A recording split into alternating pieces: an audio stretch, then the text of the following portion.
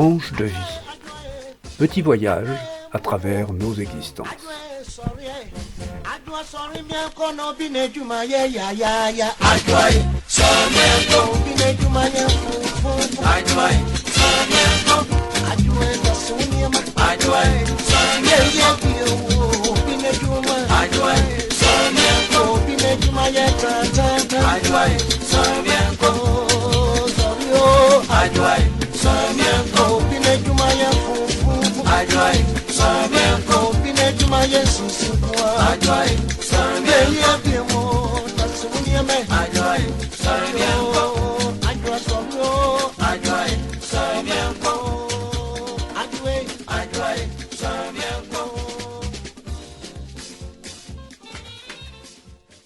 Chers auditeurs de Tranche de vie, nous avons déjà voyagé ensemble et ceux qui sont fidèles à l'émission se souviennent peut-être que nous avons fait l'ascension du mont Kilimandjaro, le toit de l'Afrique, l'année dernière.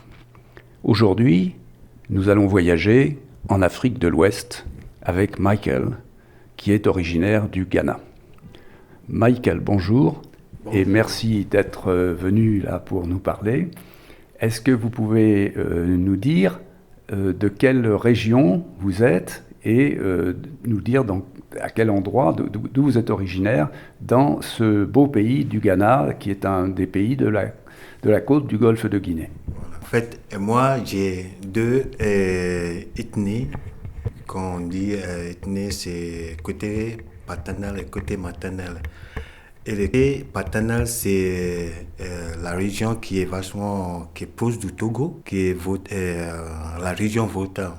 Et à côté maternel, c'est on parle à Chantilly et à Cannes, qui est Eastern Region, la région Est, qui est pas loin d'Accra, qui est un peu aussi, voilà.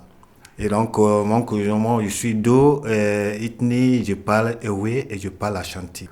Alors pour nos auditeurs, alors je précise que la région où on parle Ewe, dont parle Michael, c'est une région qui a été divisée en deux par la colonisation, puisqu'il y a eu la création du Togo, qui se trouve à l'est du Ghana, et puis dans le Ghana, il y a une partie de l'aire où l'on parle Ewe, des populations Ewe, qui est restée au Ghana. Et puis, un petit peu au nord-ouest de cette région, il y a la région Ashanti, à Cannes, dont Michael vient de parler, et qui a été une grande région, puisque ça a été le siège d'un royaume extrêmement puissant. Michael, donc vous appartenez à deux des grandes ethnies du Ghana. Et vous êtes originaire, mais alors votre famille était fixée à quel endroit? Ma famille, en fait, ils sont fixés dans où ils sont originaires. Donc, ma maman, il est chez elle, on dit à Douagiri, Insawam, qui est pas loin d'Accra. Et mon papa, il était exilé chez lui, Kwando. Kwando, c'est une petite ville. Non, Kwando, c'était Ewe. Ah oui. Voilà, Ewe, c'est deuxième capitale de la région Volta. Et donc, chez lui, il était chef de tribu pendant un peu de temps, quoi. Mais là, malheureusement, récemment, il est parti. Il est décédé le 1er septembre 2014. Et vous avez été élevé alors chez votre maman ou oui. dans la région oui. Où résidait votre maman? Oui. En fait, moi, j'étais élevé par grand-mère paternelle. Oui. Voilà, parce que nous, la naissance, je sais pas, c'est comme ici, c'est pas pareil. Et comment ils s'élèvent des enfants, ici, c'est pas pareil comme en Afrique. Et quand on est venu au monde, et on peut nous confier grands-parents, on peut nous confier une tante et tout ça pour nous lever. Les enfants peuvent être élevés par d'autres membres de la famille. Exactement.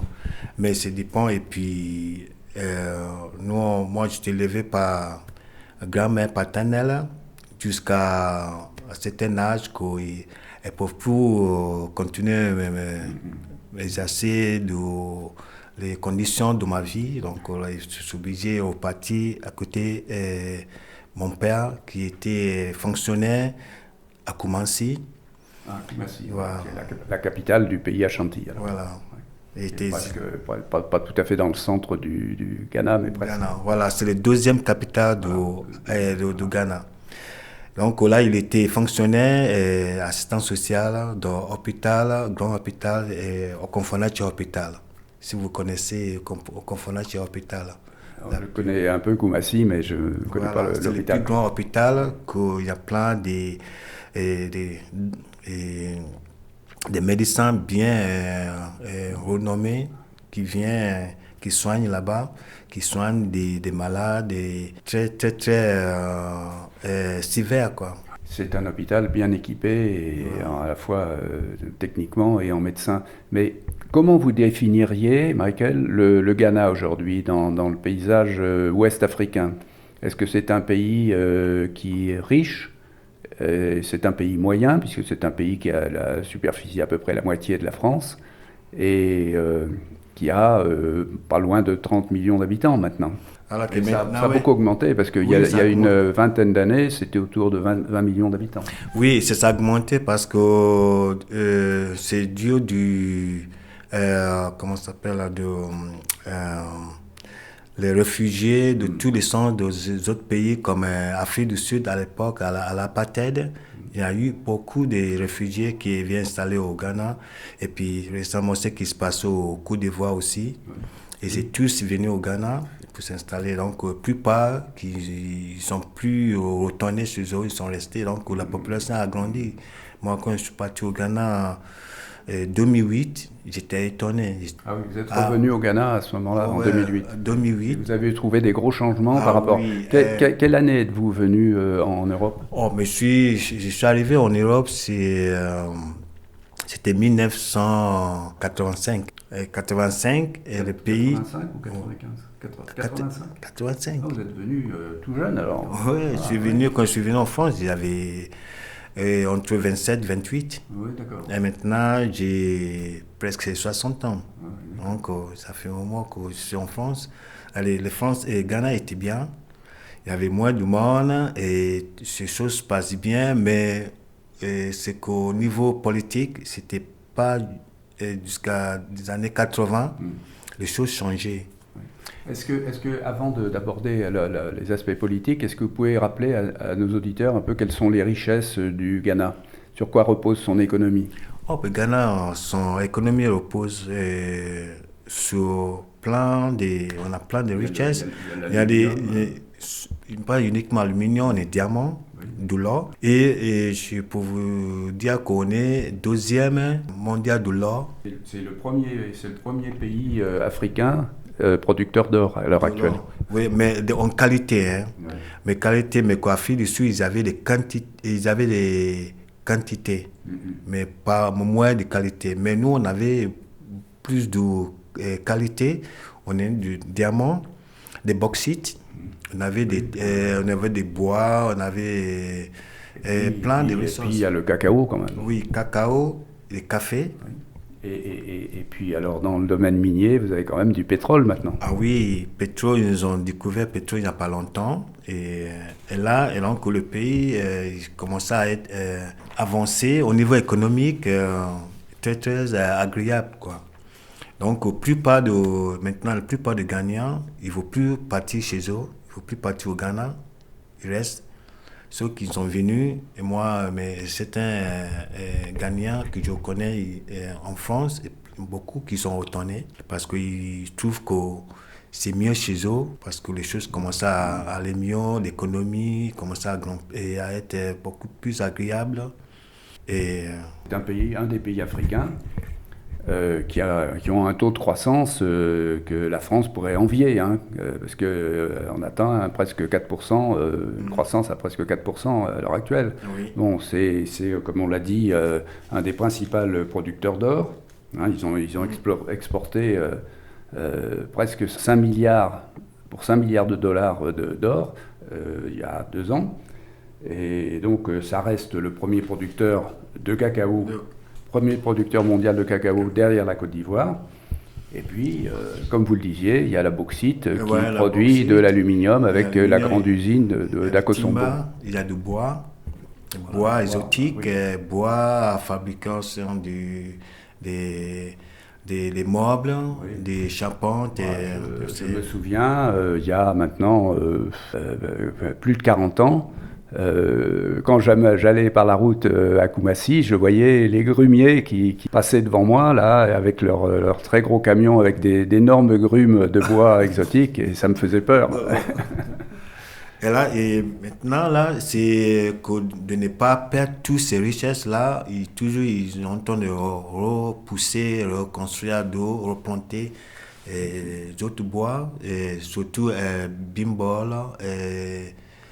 comment ça s'appelle là, on n'a pas beaucoup de baobab au Ghana, mais on a des bois très, très, très riches dans les matières, fabrication de meubles, Oui, pour les fenêtres constructions de aussi, fenêtres, l'huisserie. tout ça. Oui, tout ça. Et puis, Il y a d'autres il y a la pêche aussi hein, sur la côte. oui, Ouais. il y a la pêche, et il y a du sel aussi, et puis il y a des cannes à sucre. Et mine de rien, on dit que ce n'est pas uniquement les îles ou comme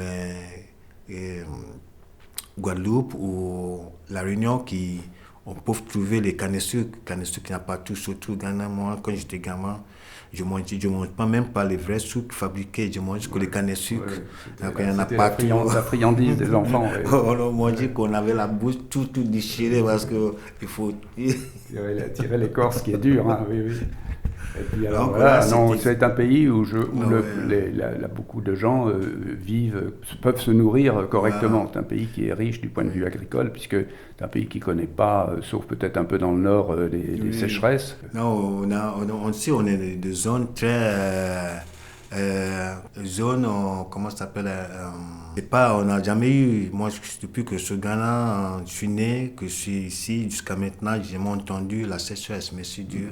Pour que ça continue, on est dans une condition où il y a la pluie, toujours il y a la pluie, il y a des agricultures très, très, très puissantes. Tout le monde, même individuel, que ce soit l'État, que ce soit individuel, et les gens, ils sont leurs champs de maïs, Leur jardin ils ont avec le jardin, maïs, et des le fermes. manioc, Voilà, donc les nous, patates. on est, surtout nos premières bases nourriture, c'est pas uniquement du riz, on est des manioc, des nyams, des cassaves, Il y a des... déjà une nourriture Voilà. d'Afrique humide un peu. Voilà. Voilà. Donc, tout ça, on n'est pas... Dans ces côtés-là, on n'est pas... Il ne faut pas s'inquiéter. On ne s'inquiète pas on est à côté nourriture, quoi. Voilà. Vous pouvez affronter la croissance démographique Voilà, qui exactement. est quand même encore assez forte. Oui.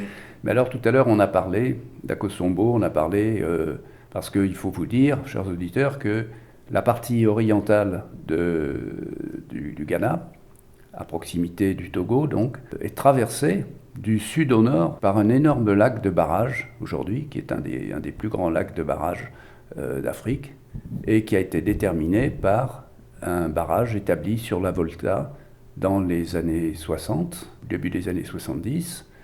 Et ce barrage, il est destiné à alimenter une énorme usine électrique et qui permet de produire de l'aluminium à partir de la bauxite ghanéenne. Alors ce lac d'Akosombo, vous le connaissez bien, Michael, parce que vous avez vécu enfant à proximité Oui. et il vous a laissé des souvenirs impérissables. Est-ce que Oui. vous pouvez nous en parler un peu? Oui, mais c'était fleuve qui a inondé presque la plupart de région Volta parce qu'il fallait que le pays qu'on a eu indépendance, il fallait qu'on a nos propres puissants énergiques. Et l'électricité, donc ils ont construit ces barrages. Et à Kosombo, qui est pas loin, c'est Volta, la région Volta. Et ça, et... En fait, on a barré la Volta, puisque la Volta prend sa source dans ce qui est aujourd'hui le Burkina Faso, qui s'appelait du temps, à l'époque de la colonie, la Haute Volta. Ah oui, Ça s'appelait ouais, la Haute Haute Volta. Volta, mais, Et donc, voilà. on a barré ce fleuve tout à fait en aval, près de son arrivée dans l'Atlantique. Et voilà, pour obtenir ce grand lac réservoir et pour construire ce barrage Voilà. hydroélectrique. Et ces barrages, donc, ils sont construits et pour pouvoir y aller de l'autre côté de région, ils ont construit un grand un pont qui s'appelle Akosombo Bridge. C'est le pont Akosombo qui permet, avant, les gens traversent en bateau pour aller de l'autre côté de la région Volta Region. La région Volta ou la région comment ça s'appelle, la région Est. Oui. Est. Oui, oui. Il y a des bateaux maintenant, depuis qu'ils ont fait ces barrages, ils ont construit un pont. Ah oui. Là, Mais le pont, il est construit en aval du barrage. oui, Parce que je me souviens que moi, quand j'étais là-bas, donc il y a plus de 40 ans, les bouches de la Volta, on les traversait avec un bac. oui. Quand Voilà. on voulait aller au Togo, Oui. on passait, il y avait un bac, il n'y avait pas de pont. Oui, il n'y avait pas de pont, mais ils ont construit ces ponts-là, c'est des années 70, 60-70, c'est juste après le barrage. Oui. Construire le barrage pour que on puisse circuler librement, facilement. C'est pour ça qu'ils ont construit ce pont. Et ce pont, ça vachement, c'est un pont qui, souvent on voyait que la fleuve, deux fois elle monte. Donc ils ont construit, le pont ils ont construit, c'était un pont très résistant qui bouge. Une fois la fleuve monte. Elle bouge avec le fleuve. Le pont aussi. Le pont se soulève avec la crue. Voilà, c'est cela. Donc, du coup, bon, ça vachement, ça nous aidait. Du coup, ils n'ont pas eu une idée pour améliorer au niveau le transport de ces passages-là. Voilà, on commence Accra et Volta Region. Alors, et ce pont, ces barrages, vachement, ça causait énormément de dégâts, malgré tout, pour améliorer le pays. Parce que ça a inondé des villages. Ça a inondé beaucoup de villages. Noyé des villages, oui. Il y a beaucoup de villages, et ça a dégagé, ça fait un grand dégât énorme. Maintenant, bon, tous ces habitants... Presque toutes les fois qu'on construit des réservoirs comme ça, il y a des villages qui sont malheureusement perdus et il faut dédommager les habitants, les reloger ailleurs, etc. Mais du coup, bon, ça, c'est l'État a fait nécessaire à aider ceux qui sont survécus pour améliorer leur système de vie. Oui, pour qu'ils soient installés ailleurs. Voilà, maintenant, les barrages, et c'est à côté des barrages, maintenant, on a des industriels qui sont installés là-bas, qui font des... Vous savez, il y a des industriels d'où comment ça s'appelle là? Les Chinois, ils sont installés pour fabriquer juste à côté d'Accra, là. Ils sont usines énormes industrielles qui fabriquaient les tissus. Ah oui. Voilà, tissus, c'est... le tissage, ça, c'est fait entre des Chinois et des Ghanéens qui sont investis dans ce domaine de tissu, parce que nous, on se sert que ça, on n'est pas habitué des costumes européens, donc comme il fait des grands consommateurs de tissus de coton. Oui, mais ça c'est les femmes, elles exagèrent, là. Elles sont toujours en train d'acheter des nouveaux tissus là, et puis les hommes, les boubous, bien sûr. Moi j'avais ça, mais jusqu'à maintenant j'ai deux boubous ici. Des belles chemises bariolées là, voilà. Voilà. Donc là c'est voilà. Est-ce que vous pouvez nous dire, Michael, maintenant, dans quelles circonstances vous êtes venu en France? Qu'est-ce qui vous a amené en France? Oui. Est-ce que vous avez dit, moi je vais en France, ou bien vous êtes arrivé en Europe et puis par hasard vous êtes arrivé en France? Non, mais je suis venu en France, c'est que, bon, on peut dire que ça ne va pas être problème économique, c'est pas un problème politique aussi. Un peu problème politique, parce que où j'avais travaillé avant, on a eu problème d'augmentation comme ça, pas ici. Nous, on n'a pas de syndicats, mais c'est les travailleurs qui réagissent contre le patron, Ouais, tout ça. spontanément. Voilà, complètement. Mais quand on n'est pas encore évolué au niveau syndicat, tout ça, pour nous porter, tout ça. Donc, nous, les travailleurs qui réagissent. Et du coup, bon, comme les polices et police nationale et puis l'armée nationale au Ghana, ils ne sont pas habitués de ça. Nous, il y a eu un scandale, ces blocages comme le CRS, tout ça, voilà. Oui, Ils sont venus. il y a eu un mouvement Voilà. d'ouvriers et qui a été réprimé sévèrement Voilà, c'est par la avec l'armée. police, par l'armée. Voilà. Voilà. Et c'est à la suite de ça que vous avez été amené Oui. à quitter le pays. Donc nous, avant, on était un peu rebelles, pour dire, nous, on est juste qu'on n'acceptait pas. Donc nous, on a fait des ravages, on a fait scandale. Donc du coup, ça devait une sorte à la recherche, on cherche pour nous interroger, pour nous faire, pour juger tout ça, mais nous, on s'est barrés. Du coup, on s'est barrés. Poursuivi Voilà, parce que, à cause de votre action dans ce voilà, mouvement à l'époque, le ouvrier. Ghana n'était pas... les corruptions ont commencé à grimper petit à petit. Et dans quel secteur que vous travailliez à ce moment-là? Je savais, on peut dire que on te dit des Valco. Valco, c'était les boîtes d'où on ne peut pas trop parler parce que c'était un organisme américain qui fabrique tout ce qui est une grosse usine de fabrication des métals. Des métals, des zinc, tout ce qui est cuivre, tout ça. D'accord. Alors, c'est chaud, hein, on bout des fonderies, mais énorme. Il y a beaucoup, moi j'ai vu beaucoup de monde. C'est boulot très, très, très, très pénible. Et bon, moi j'ai fini les études, je cherche boulot, tout ça. Donc, je voulais être steward, et tu sais, bateau, tout ça. Donc, je suis tombé sur Tema. C'était. Vous étiez à Tema, Voilà, qui est la grande ville industrielle qui est juste avant Accra. Là. Donc, nous, on s'est barrés, et puis moi, je me suis retrouvé au Nigeria.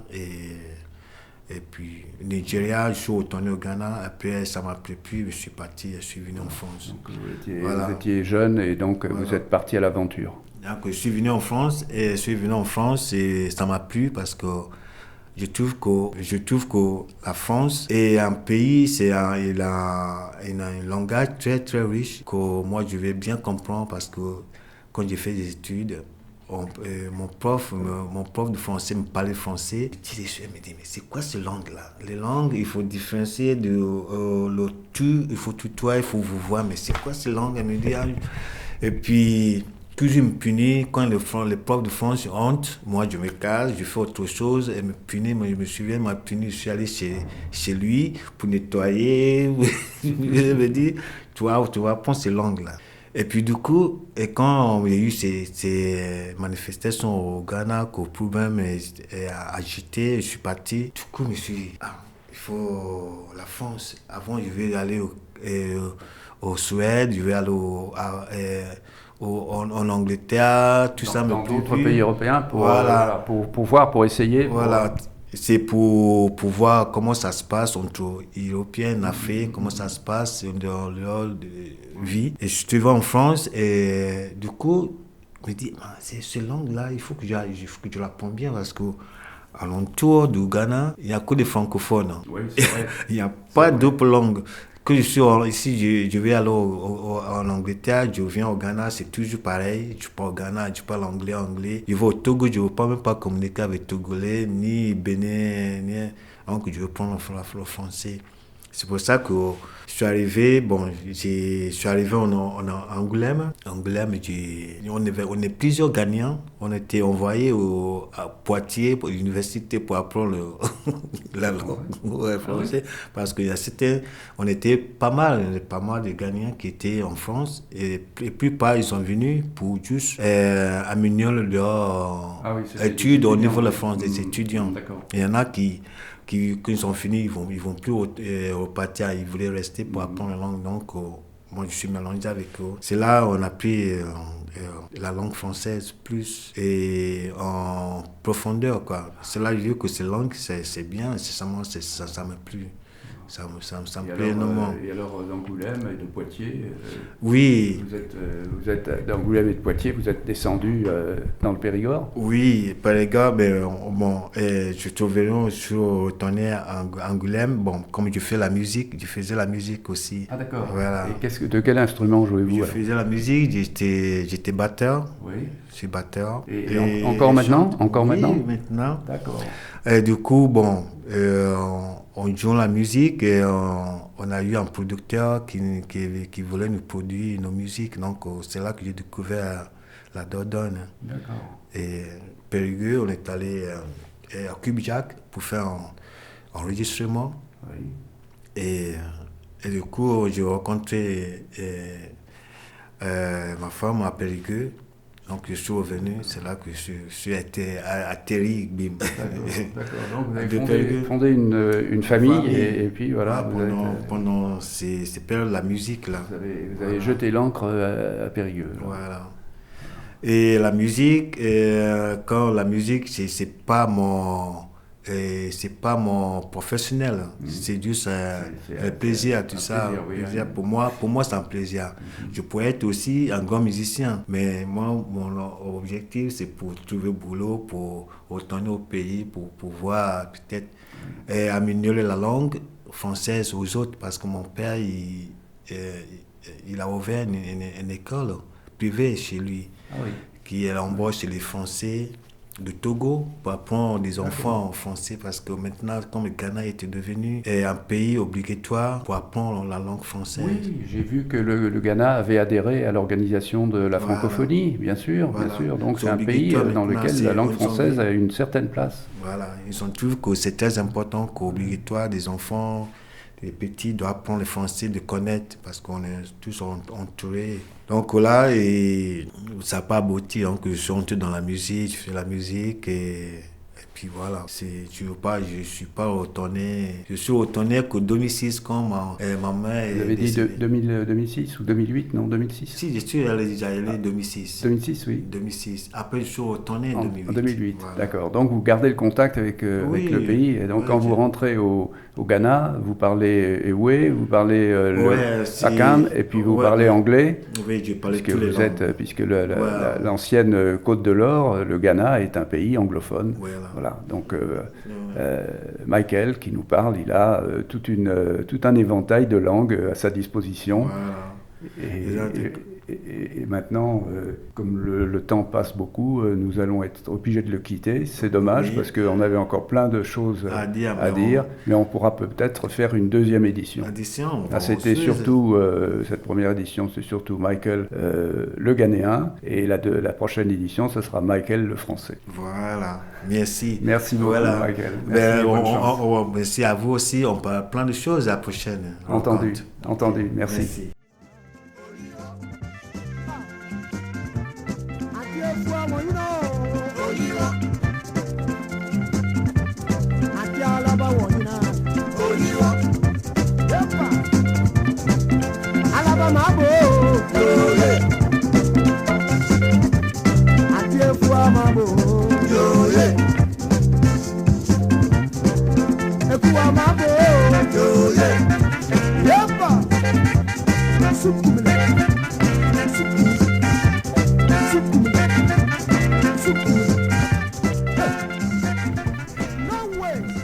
C'était Tranche de vie, une émission proposée par Jean-François.